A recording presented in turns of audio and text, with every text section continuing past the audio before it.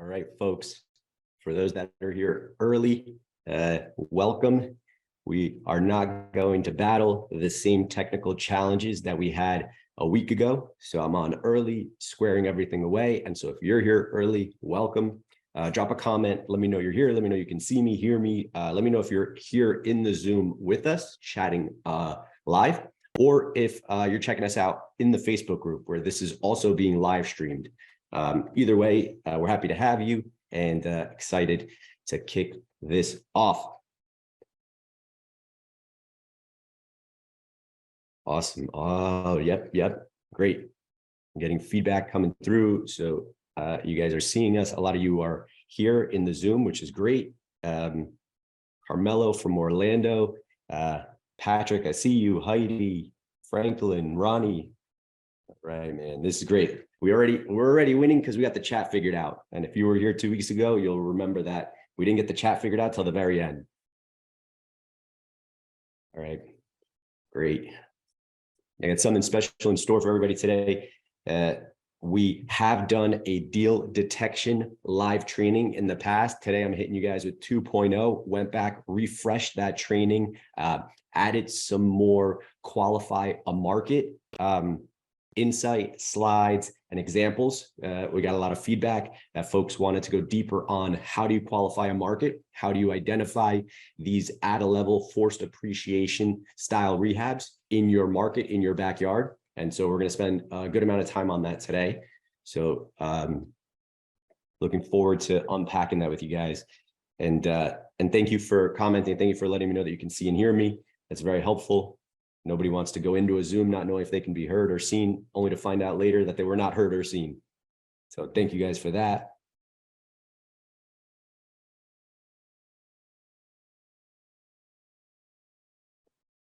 All right, let's turn off notifications. That would be wise for me to do that. And then we're going to hit it.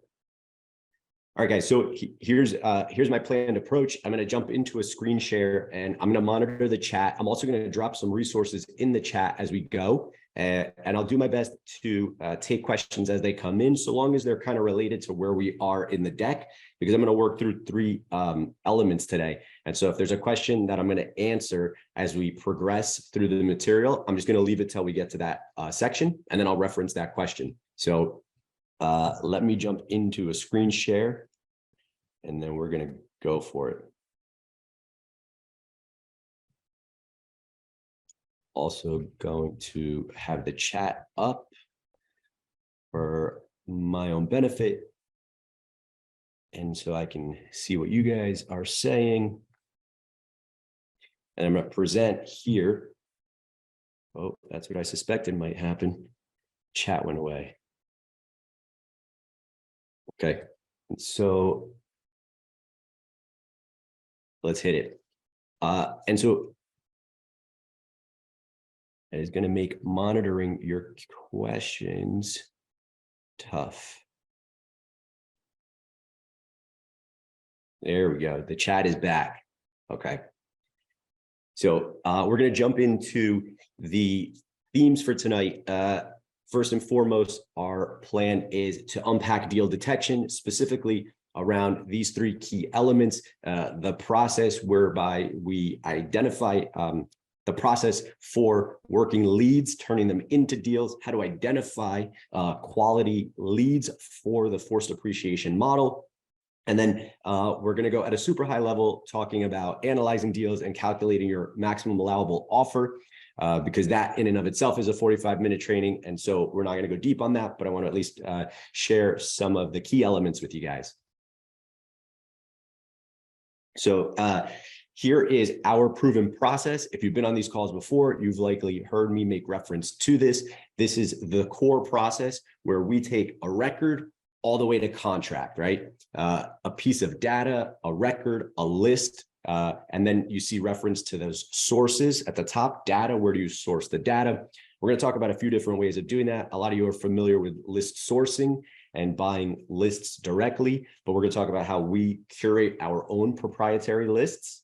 Then once we've got that list, we've got that data, how do we make contact We can call, mail, send ringless voicemails, SMS, carrier pigeon, whatever. There's a whole host of ways we're going to do that. And we're going to talk to you about that. What we're trying to do in making contact is determine if they are in fact the lead, right? A record isn't necessarily a lead unless there's some inherent motivation to sell at a discount. And so that's when they get converted from data to lead. And then they get put into a CRM. We'll just touch on that. We won't go too deep there. We set an appointment, whether we're going to go out in the field or you're going to make offers virtually. We advocate for going out in the field, seeing what you're buying, making an offer in person. How then do you make those offers? We'll talk a little bit about tools and resources that we use to do that. And then how do we manage the contract once we have an accepted offer? So that's our proven process. That's the core steps, how you progress chronologically from taking data, essentially just a list, all the way through to contract and close. So here's the critical steps in the process. And we're going to talk about the data sourcing. We mentioned where we get our data. I'm going to save that for the next slide because if you were here last week, that's a little bit of a teaser on how we source our data, how we curate our own list, contact method. How are you making contact? We talked about a lot of different ways you could do that. You could mail, you could call, you could send ringless voicemails, you can text. We're going to talk about mail specifically and what type of mail we like to use. How do you qualify the lead? So I recently did a training on this, which is, it'll be my first attempt at dropping a link in the chat here for those that are interested. This was a talk to sellers training that I did a while back, and I'm going to drop the link there for those that want to check it out. And we'll jump right back in. It's just something I didn't want to forget. And so let's keep going. With regard to that training on YouTube, it's a 7-8-ish minute training you can watch another time about building rapport with sellers and working through the handful of things you're going to want to know before you can make an offer. Qualify the lead over the phone or in person during an appointment. So just sharing that there. And then the making of the offer, like I said, are you going to do this virtually or are you doing it in person? Once you've gone through rapport building with the seller, what are their expectations around value? What can you afford to pay? We'll talk a little bit more about how you calculate what your maximum allowable offer is, make the offer, ultimately get the contract. Let me jump back into the deck. I didn't realize it wasn't in the deck there. Okay, we are back in action. Okay, so what you guys are looking at now is the workflow. This is how we tactically execute on what I just showed you is our proven process, right? So there's in theory how something would work, and then there's in practicality how you execute on that something. Here's the tools and resources that we use for our process. Here's our workflow. So we talked about data sourcing, curating your own list. If you were here last week, you'll recall that we spoke with Oak from Deal Machine, and he gave everybody an opportunity to sign up for a Black Friday, Cyber Monday deal, which some of you did. And so you have access to Deal Machine now, and hopefully you've already gone out and started pinning houses in Deal Machine. Ideally, Oak said, pin 100 houses in your first week, start building some momentum, get in there. And if you remember, what we love about that is that you're curating your own list. It's your proprietary list that only you have because you drove for dollars, you pin the deals. Those are houses that you want to buy in your market, which is why we love Deal Machine and why we advocate for you guys using it. Sign up for it and do the free trial and go and pin 100 houses in a week and then mail them. Here's what we use. The first piece of mail that goes out is generated by Deal Machine itself. It's a postcard with the image of the house. Here's just a quick sample so you guys can see what that typically looks like. That goes out. We also do something a little bit different where we will send another piece of mail, a yellow letter in parallel, but ideally our contact method is mail. And so how do we qualify the lead after the mail hits? Remember, we said data, records, a list is not a lead. It's not a lead until they show some inherent signs of motivation in the form of a call-in. Ideally, they're calling you inbound based on your postcard, your letter, expressing interest in selling their home. That's when you jump into the the training that I quickly just shared. Those are the 5 key elements that you want to understand either on the phone or in person when you get to the house. But we're trying to have a conversation. We're trying to build rapport, right, with the seller, get some clarity around what it is that they're looking to get out of the house and a whole host of other things that I talk about in that other video, and then make the offer, right? That's the workflow. That's the very simple workflow. So we'll jump in. Before I do, let me back out. And for those that weren't here last week, I just want to quickly drop that Deal Machine link as well. And then we'll jump right back in. So I see some folks commenting and raising a hand. And so if you've got a question, drop it in the chat, because the Q&A and the hand raising feature, although are on, I can't monitor them and the chat and deliver the deck. So if you got a question, drop it in the chat. Anything around the process itself, share it here, and I'll pick up those questions as we continue to go and do my best to answer them. But this is what I was, and so now we're going to jump into the qualify a market piece. This is what I promised you guys, because we beefed out this particular deck with this section here. This is what we were getting a lot of questions around. And so I want to spend time here showing you how to qualify a market and how to identify specific opportunities in the market where this model works. Sure. Oh, a question on mail over other methods before we jump in. Yeah, so what we love about the mail is that it's baked into Deal Machine already, right? It's one of those things where you could just take the list and it'll auto-generate mail. So it doesn't add one unnecessary step. It's pin the house, automatically generate a piece of mail, right? You can also, in parallel, do the other things. You can text, you can cold call, you can send ringless voicemails. There's no reason you can't layer on other outreach methods. What we love about mail is that it's already built in. And so what's easy gets done, what's complicated doesn't. And so first and foremost, let's get the mail going. It's already built into Deal Machine. And so that's why we love the mail piece. And yeah, we sent a postcard through Deal Machine, and we also in parallel send a different letter, which I don't have queued up to show you guys here, but we have a letter that we really love that performs really well. In fact, if you're in the Fix and Flip Foundation group right now, and you search for our top performing mail piece, you'll find that in the Fix and Flip Foundation group, for those of you that are in the group, and you can download it and edit it and use it accordingly. And I would love, and what I would encourage you to do is use it in parallel with the postcards, right? Like, we love mail, we double down on mail. The postcard's good. It's got a lot of novelty. It's got the image of their house, so it'll get their attention. But then we come right behind it with another proprietary branded piece of mail. So let me jump back into the deck. And so every time I do this, the chat goes away, guys. So just bear with me, and I'll bring the chat back up so I don't lose any of your comments. So, all right, here is our qualify a market training, really compressed in a way that I think articulates what it is that we're looking for, illustrates what it is that we're looking for, and what you ought to be looking for in your markets as well. So first and foremost, identify a neighborhood where you see what I'm showing you here. And so what we're trying to do here is identify side by side for the purposes of illustrating this in a very visual way.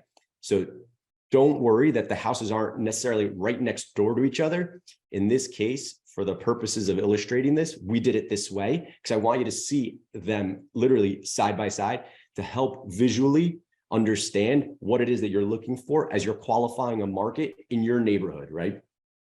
So we're looking to buy the smaller house, the dated cape, the ranch, the bungalow. And we're looking for whatever we're looking for the larger version of the same house to trade at 2.5 times or better. And so don't worry about the specific numbers necessarily, but just know that 3.5 times 2.5 is less than 875, right? 325 times 2.5 is less than 895.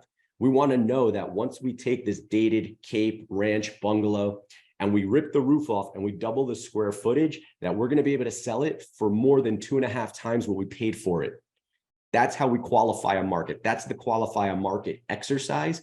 That's what we're encouraging you to do. So again, it's not about the numbers. It's about the multiplier, right? We're using real numbers on real deals that run in and around our area as a way to illustrate this for you guys.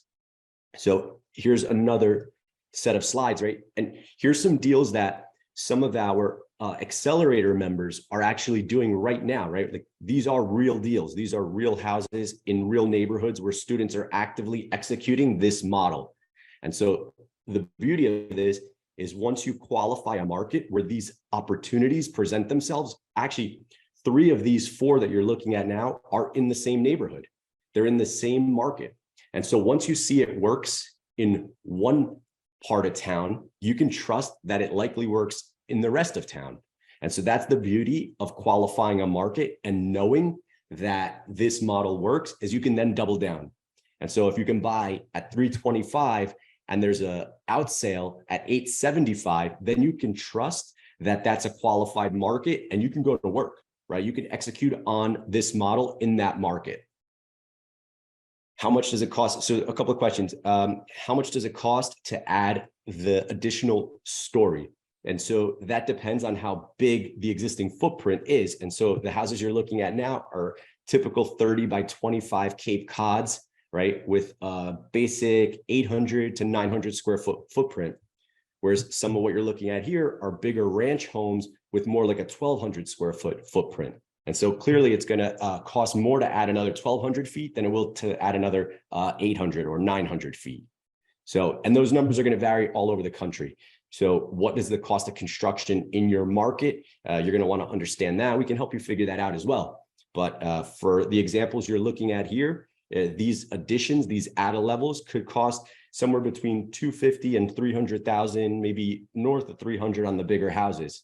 So that's why we're looking for that 2.5 times multiple to qualify the market. And so let me continue on. And so let me drop another link here for those that want to go a little bit deeper on this. Like I said, we're going to kind of be limited as to the amount of time we have, but we're qualifying markets. We're going through this exercise together. And if you want to go and do this at a bit of a deeper level, encouraging you guys to navigate through to the accelerator application link if you want to work together on these types of projects and populate that application. And then we'll reach back out, because there's an opportunity to do this in your backyard. You just likely haven't yet qualified the market and aren't yet sure how to identify these opportunities in your market. And we're happy to help you do that. Now, let's dial it in even further, talk about what a sample property looks like once you've qualified the market. Now you identify this opportunity. If you go back, you'll see that that house doesn't look unlike any of these, right? Like I said, once you qualify the market, you can start looking to replicate this model in that neighborhood. And so here's one specific property that we took from its existing conditions, subject property. This is the sample subject property, through to this rendered addition, right? So to help you kind of visually see how we're going from here to there, go up, do the addition. And here's a project, the project going full circle. So from the subject property, its existing conditions, to the rendered addition and add a level, to it roofed and wrapped, right? It's sheathed, and then here's the finished product. So you can see one, again, the whole idea behind beefing this out and deal detection 2.0 was this section here, and just getting more visual representation of what the model looks like for those that are really interested in it, right? So showing you how to qualify a market, how to identify specific opportunities in that market, and now how to take one of those full circle from what it looked like to what it will look like. And so hopefully this is helpful. Drop any questions you've got with regard to the qualifying of the market, the identifying of the opportunity, or like the specific subject property and taking the deal full circle. Anything tied to that, drop it in the chat here. I'll do my best to kind of answer as we go through these. And we're going to jump into deal analysis, but I want to give everybody a minute to kind of just see what visually these deals look like, to kind of help those that are visual learners get some perspective on how you do these deals, how you identify these deals, and then how you run with these deals and ultimately take them full circle. Yeah, so great question. How do we know if a property is qualified for adding the extra story?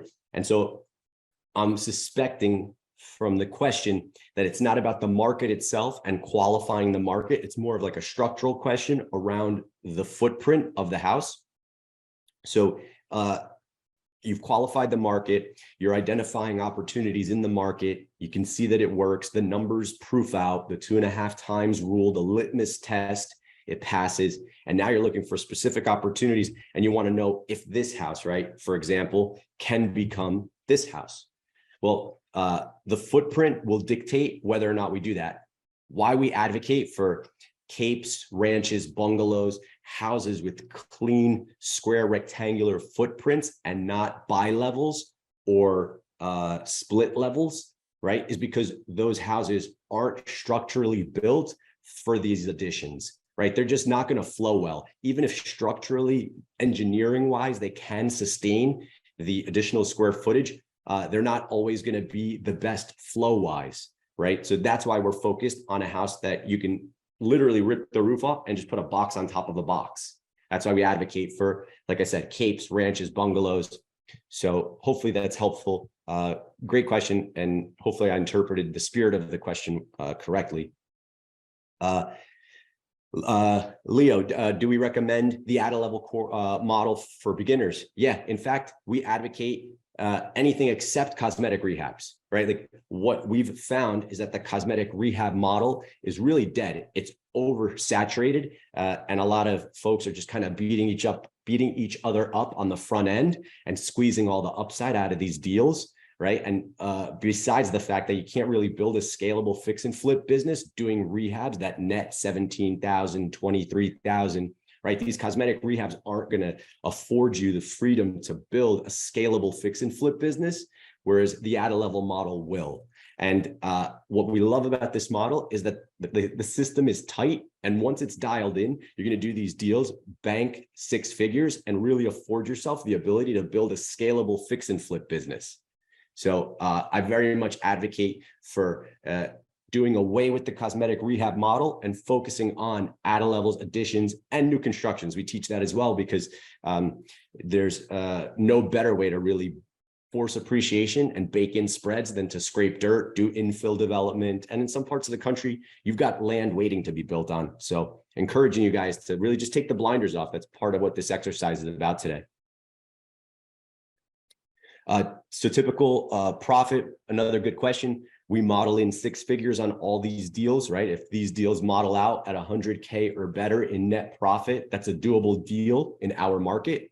And we encourage all our students to do the same thing. If you're going to take on these projects, again, baking in a 6-figure spread will afford you the ability to scale and build a real business, right? You're never going to hire an admin, a project manager, someone to offload your marketing onto if you're making 17,000, 23,000, 28,000, right? These spreads don't afford you the ability to scale, delegate, elevate, build a team, and grow. A 6-figure flip, right? Baking 100K into a deal like this, well, that's your admin and your project manager in year 1, right? Do 2 of those deals, you can onboard a full staff. Now you've got a real business, right? You've got someone in the field running projects. You got someone administratively helping you with permitting, inspections, payables. You're not going to do that netting 17,000. You will do that netting 106,000, 123,000. And again, that's, and I hope that's helpful. Just giving you some clarity on that. Let's jump in to the analysis portion. Again, so we're going to do as much as we can at a high level here. If you're interested in going deeper on the analysis, use the link that we shared, right? Fill out the application and let's have a conversation about working together within the accelerator where we dive deep on these. We do deal modeling together every Tuesday night. Like that's the kind of stuff that we need 45 minutes for just on its own. But I want to at least give you some clarity on what it looks like when you're back of the napkin math, the deals. So so the major assumptions, right? The main things you're going to want to focus on is your ARV. We showed you these deals, right? Like is my ARV 875, 895, 865, 900 for my finished product? If I'm starting with this, what's my ARV? It's important to get that dialed in. And there's a lot of ways to do that, but the best way clearly is looking at comps and making sure that you're dialing in the comps. The rehab, the scope of work, making sure that you've got a dialed in scope of work, accounting for both labor and material.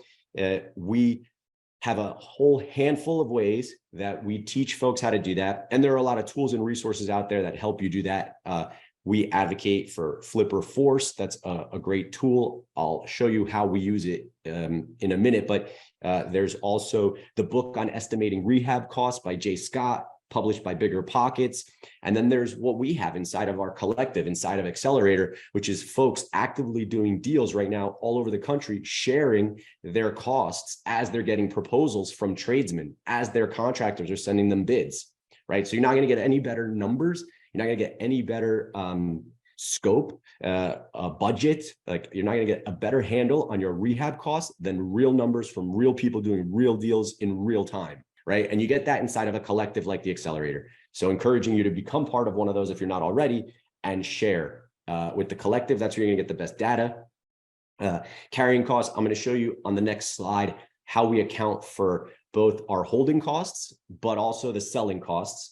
And we just call that carry. We just bake those in together for the purposes of this exercise. Like I said, we're keeping it very high level, but on our deal modeling calls on Tuesdays, we go even deeper on that and we break that all out.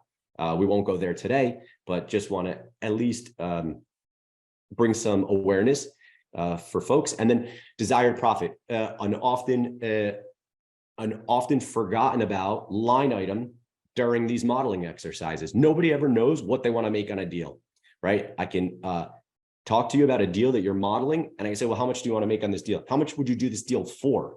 And a lot of folks don't take that into account.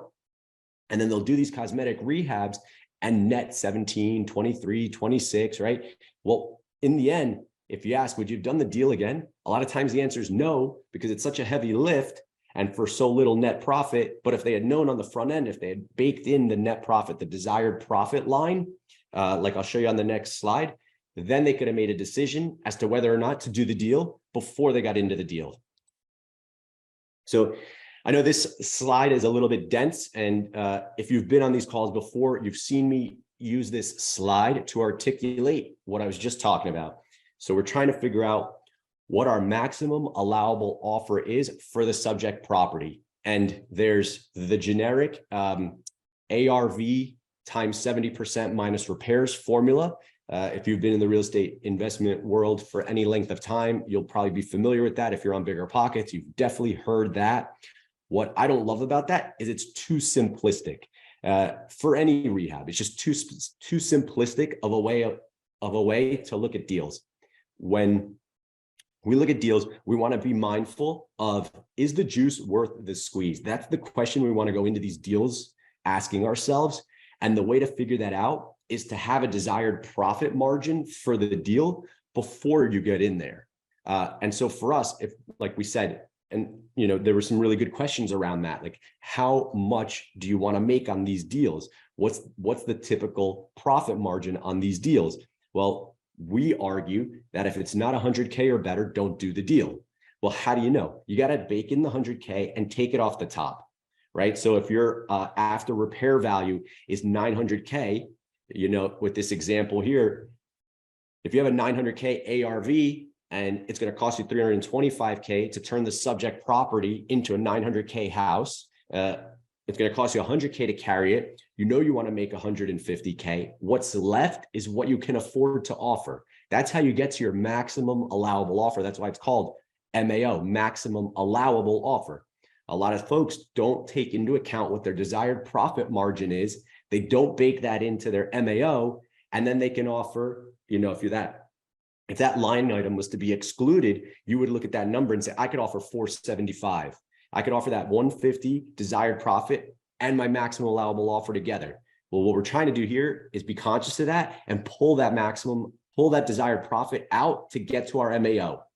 Okay, so that's what this slide is intended to do. Don't get overwhelmed because of the numbers, right? A lot of times folks just check out when they see the numbers, what's important here, what I'm trying to drive home is ask yourself, is the juice worth the squeeze? And are you baking in your desired profit? Are you doing the deal already knowing what you hope to make, or is it an afterthought? And whatever you make, right? So we want to know what we're going to make on these deals before we go in. And so again, this was what I promised I would share. This is the way our investment summaries typically look on deals. When we build them out, we would use Flipper Force for this. And I'll share a link in the chat as we approach the end of the call. But these investment summaries, these one pagers, are a good way to aggregate all those numbers that you just saw here, right? But in a visually appealing way that you can then present to lenders. And so this is that, like, the rubber meets the road. You put it all into a one pager. This is actually part of a 3-page investment summary that we present, but I'm sharing this here so folks can just see what it looks like visually to take all those numbers and aggregate them in one place, right? What you're going to purchase the property for, your rehab cost broken down, your total carry, right? That's what's highlighted there. It's accounting for holding costs, accounting for selling costs, commissions, that whole host of the costs that you're going to pay to dispose of the property, and then showing you what your desired profit is. What's your profit if everything goes according to plan? That's why that's there.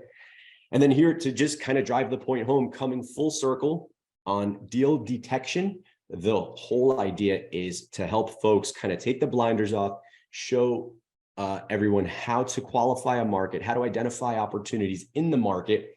And then what I'm showing you here is that these deals come from a lot of different sources, right? So in the red bubbles are the source for these deals. And so the subject property that we used for this example, that's the big one off to the left, this was an MLS deal, right? Like, these deals live on MLS. These deals are hiding in plain sight in your local MLS. This opportunity came via a wholesaler. This one, let me keep going. I'm blanking, DTS. This was a short sale, right? This one came via a short sale. This one came via MLS. This one came via MLS. This one was from our own marketing. So we did some of our own internal marketing. We pinned this house using Deal Machine. We sent a letter to this house. That seller called us. We built rapport. We engaged. We made an offer, and we bought the house. And actually, that's what DTS is as well. Now that I'm seeing it, we bought a house around the corner from this house and then dropped a neighbor a letter. So when we buy a house and we know that that's a qualified market and that we direct to seller, we know that there's an opportunity for us to buy other houses in the area from the sellers. We go and we mail or door knock and put those letters with those sellers. So if we're buying 123 Main Street and we look up Main Street and all of Main Street is littered with buyable houses that are a fit for our model, we're going to go direct to seller right there, right? We're going to go and hit them with letters as well. So those are different resources. Those are all different ways that you can find deals. Encouraging you guys to, again, just take the blinders off and use this as an opportunity to understand like what it looks like to find these deals. And then my question to you guys, as I go back through the Q&A, and I'm gonna do my best to answer as many of these questions as I can, is like, how are you gonna dial in your deal detection skills? So now that we've shown you a couple of different opportunities, how you qualify a market, how you can identify opportunities in the newly qualified market, what a subject property looks like, right? What a bunch of them look like. How can you now go and just really dial in how you go about sourcing deals, right? And like the tools are here, right? Here's all the tools, right? Practically, you know what you need to do. Like, how now are you going to go about dialing in your approach? And encouraging you guys to comment in the chat as I kind of look through some of these questions. I'd be curious what your key takeaways are and how you might approach this going forward as I go through these questions here. Oh, there we go. Now I've exposed a lot more of the chat. I didn't see all that. There we go. So let me go back. Oh, so a few that I missed. Just adding one story or building two stories. Yeah, so these examples are these add levels that you saw, a lot of these additions and add levels, where we're taking a 1 or a 1.5 story home and we're going to add a second floor to it. right? We've never gone up. Well, that's not necessarily true. There are opportunities to add the attic as well, more nuanced, more market and deal specific. So I won't like spend too much time on the exception, focus on the rule. And typically you're going to add one story to answer that question. Typical profit, we've talked through that. How much cash do you need? Do you recommend using hard money? Yeah, great question. So how much cash you need depends on how much the purchase price is for these subject properties in your market, right? So if you're operating in a market where you can get in at 185 versus a market where it takes you 355 to get in, your cash to close is going to be different.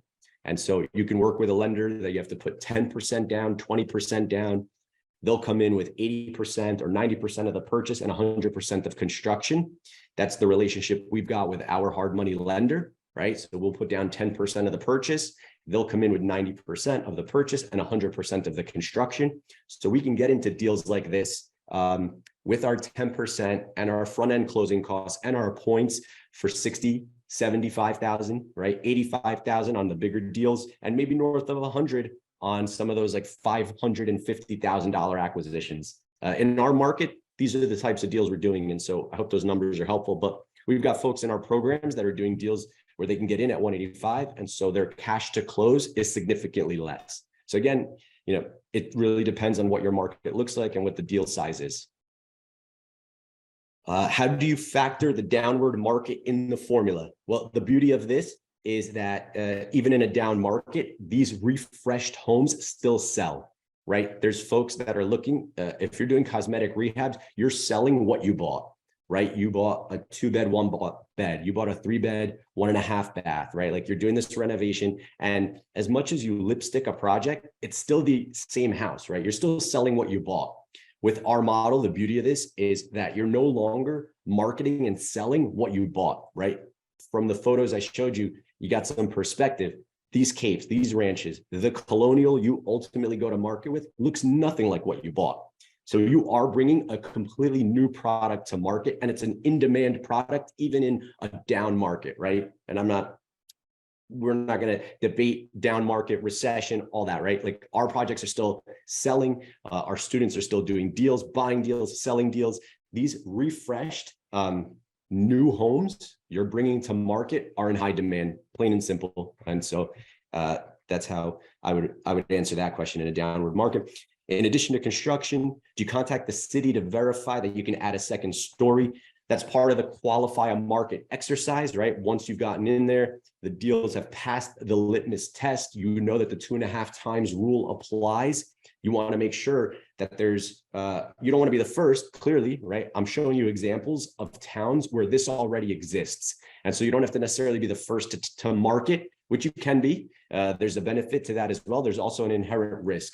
So finding out that the town allows for this from a zoning standpoint, and there's really no reason why they wouldn't, right? Unless they have a max height restriction, which you can easily find on the zoning website for that town. So encouraging you to do a little bit of research in your specific market. Again, we can help you with that if you're working with us or our team. It's something we do for folks all the time. How do you calculate construction costs? I answered that one already, right? There's a whole handful of ways. The best way is working inside of a collective where there's people actively doing deals, sharing their proposals, sharing their bids, sharing their costs in real time. That's the best way. Question from Tom on the Facebook Live. This is an add level and a reno of the existing? Yes, so you don't wind up renovating any of the existing, right? Because so much of what is happening above with the additional second floor is really shifting everything on the first floor. And so you're better off stripping everything new and doing everything new.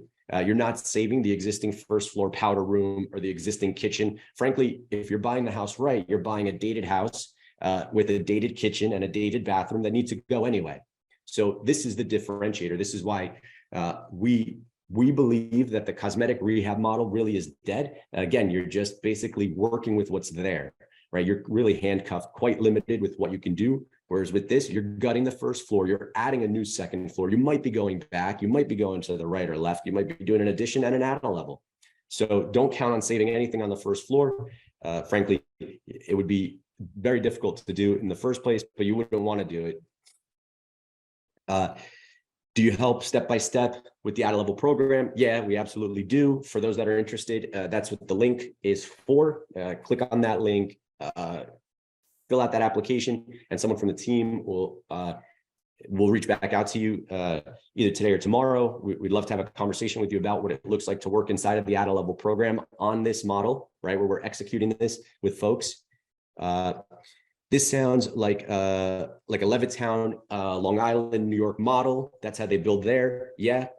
In fact, we've got a student in Garden City doing a deal just like the one I showed you guys tonight, with a fat 300K net profit baked in. So Long Island is a great market for this model. And so if anyone here is Long Island based, for sure, fill out that application, because this model works there and there's guys crushing it in your market. How does someone get into business? So into your business, well, this is how you do this business, right? Like I'm essentially pulling the curtain back and showing folks what we've learned over the course of a decade doing this. We quickly realized that cosmetic rehabs were not the business we wanted to be in. It just was not a scalable business, right? You're chasing closings, or I should say. I just got frustrated, and then kind of had my eyes opened to the out-of-level model, out-of-levels, additions, new constructions, forced appreciation, taking something that's there and then bringing something completely new to market. That's the business that I wanted to be in. I quickly realized I could build a scalable business using that model. And that's the business, and that's the model that I'm encouraging folks. I'm here teaching folks because it is so blue ocean, right? It's just something that is very nuanced, very niche. And a lot of folks on this call are likely hearing about this for the first or second time if you've been on these calls.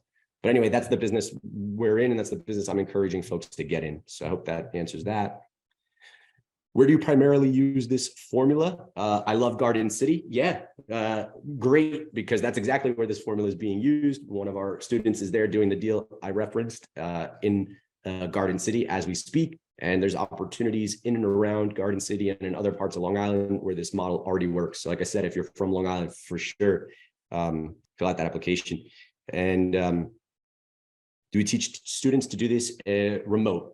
And so what I would say to that is remote in the sense that it's in your market, right? Like we're teaching folks how to do this remotely from where we are, but we're encouraging them to do this in their own backyard first and foremost.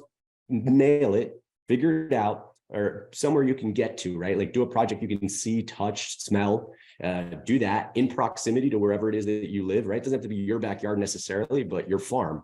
Do it there, get it figured out, then take it and run with it, right? Once you've got it dialed in and you've executed it successfully, then you can do what we're doing, and then you can go to Florida, right? You can go to places like Texas. So you can go to other markets and execute the model elsewhere. But first and foremost, we're teaching you how to do this somewhere in proximity to where you are, a market you know, a place you live. And so encouraging you guys to think about it that way first. Carmelo, how can you have a conversation with somebody? So my team's in the chat with you right now. And so we'll have somebody reach out to you via Messenger, and then we can engage in a conversation around this. So in the meantime, also encouraging you to click the link and fill out that application. In Hawaii, yeah, this is great. Have students done projects here? We were just on the phone with someone last week who's in Hawaii and is super excited about this model because the opportunity in Hawaii, which if you're there, you already know, the price to purchase land and properties in Hawaii is the highest in the country, with the exception of a few neighborhoods in and around New York and San Francisco and places like that. But Hawaii in general is a really expensive place to do this, to do rehab, to do fix and flip, which is why this model works so well. Part of why this model is so efficient, effective, and profitable is because if the higher the price is going in, ideally, if the 2.5 times rule makes sense, right? The higher your ARV is. So in places where you're paying 4, 5, and 600 to go in, you ought to be selling in the 1.8 to 2.2 range, right? Which means the spreads are bigger. It's why that Garden City example is a 300K net profit, and the deals I showed you were 100 or 150. So if you're in Hawaii, you're sitting on a gold mine of opportunity. So encouraging you, especially, although your name didn't show up here, so I don't know who I am necessarily messaging. as I'm going through these questions, because some folks, your names showed up and others they didn't. Yeah, yeah, monster building. That, you know what? Neighbors don't like it, but that's why zoning, right, exists. And so if you're working within what the zoning and the ordinances allow for, how much or how little neighbors like the fact that you're doing it doesn't really impact you. Clearly, you want to befriend neighbors and you want to be working with them. But if you pass zoning and your submissions are approved and you get building permits, you get to go to work. And so, yeah, a lot of folks don't like it, but that's why they call them NIMBYs, NIMBY, not in my backyard, NIMBYs. But at the end of the day, that it's happening, right? And so I'm encouraging you to, think about whether or not that's a fit in your market. If you're in Hawaii, which it sounds like you are, I absolutely know that it is. Like I said, we were just on a call with someone a week or two ago, encouraging you there. Garden City, anyone in Long Island, anyone else, anywhere in the country that's interested in going deeper on this model. Like I said, click the link and someone from the team will connect with you. And yeah, this was our second ever call doing Zoom into the Facebook group. So if you're here on the Zoom, I've been keeping up with the chat. If you are watching us live in the Facebook group, we'll get to those chats as quickly as we can. But this was great feedback. This was awesome having so many of you on and having you guys engage. Thank you for being on this call. Again, try and keep these things to 45 minutes. We just frankly don't have the time to go as deep as I would like to go on this stuff. As I'm sure you can tell, I'm really excitable. I'm an educator. I love diving deep on this stuff. I would love nothing more than to do 45 minutes on just calculating your MAO, right? Or on the lead flow process. But I'm trying to bring you guys and illustrate as best I can things at a really high level. And then for those that are interested in going a little bit deeper, making that available to you offline. So again, happy Wednesday. Thank you all for being on. We're right on time. So happy to have brought you guys the value and to have engaged with so many of you in the chat. And I'll catch you guys back on the next call next Wednesday. Got something else in store, more value, more exciting, more engaging. So thank you again and have a great Wednesday night and enjoy the rest of your week. And we'll see you guys in the group.